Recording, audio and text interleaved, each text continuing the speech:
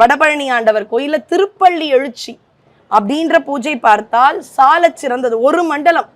ஆனா நம்ம வினை கொஞ்சம் வர வைக்காது, ஏதாவது பிரச்சனையை கொடுக்கும்.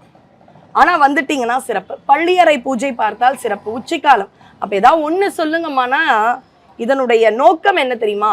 ஒரு சங்கல்பம் எடுத்துக்கணும், அதை தொடர்ந்து 48 நாள் பண்ண முடிஞ்சாலே வினை போயிடும்.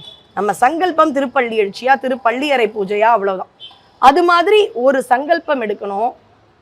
2000 3000 பக்தர்கள், நான் கம்மியா கூட சொல்லுவோம், 20,000 பக்தர்கள் வராங்க.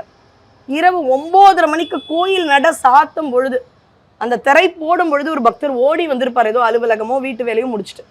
அவருக்கு முருகர் வா, என்ன வேணும் கொடுக்குறேன்னு அன்போடு காதலோடு நோக்கி வரம் கொடுப்பானா.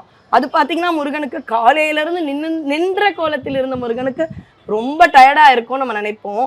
ஆனா அந்த பக்தருக்கு அப்பதானே அதுதானே முதல் முருக தரிசனம். ஆனா முருகன் அழுக்கவே மாட்டானா பக்தர்களுக்கு வரம் கொடுக்க. அப்படி ஒரு வரப்பிரசாதி தான் நம்முடைய வடபழனி முருகன்.